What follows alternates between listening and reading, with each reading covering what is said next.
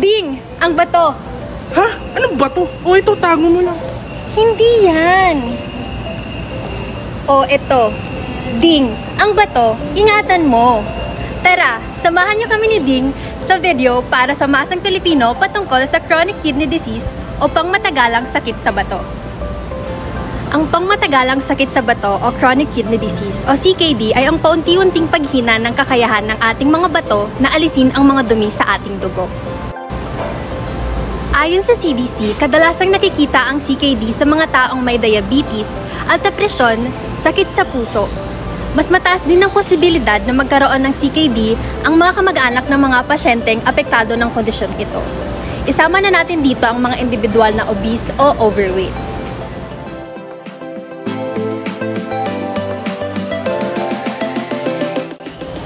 Ang dalawang pinakamadalas na sanhi ng CKD ay una, ang diabetes o mataas na level ng glucose sa ating mga dugo na siyang sumisira sa mga filters ng ating mga bato na tumutulong sa ating salain ang mga dumi sa ating mga dugo.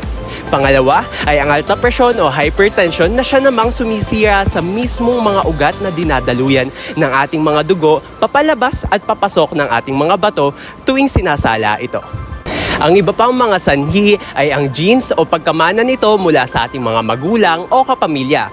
Lupus na isang sakit na nagpapababa sa resistensya ng ating mga katawan at ang pagbara sa daluyan ng dugo sa ating mga bato na dulot ng cancer, pamamaga o kidney stones o bato sa bato.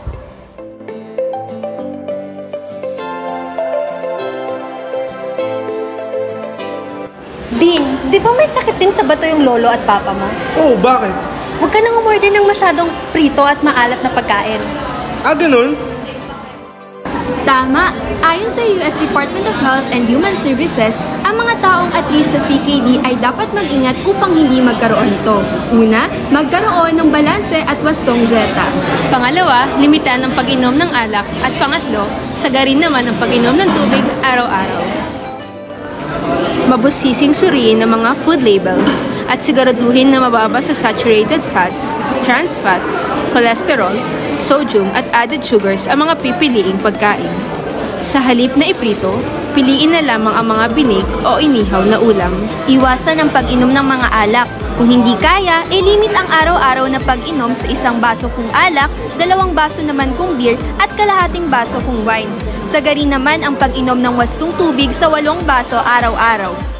Sundin ang mga payong ito kung ikaw ay isa sa mga may katangian na nabanggit kanina. Kung ikaw ay may diabetes, hypertension, may kapamilya na meron na ring CKD o di kaya may kabigatan na.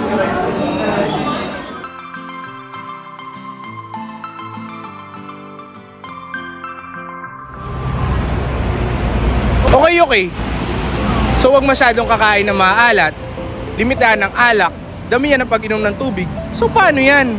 Oh, bakit? Sabi nyo nga kanina, meron yung lolo ko, meron yung papa ko. Kung di ako mag-iingat, baka magkaroon na rin ako niyan. So paano kung may CKD na ako? O edi tara, magpa-lab test tayo.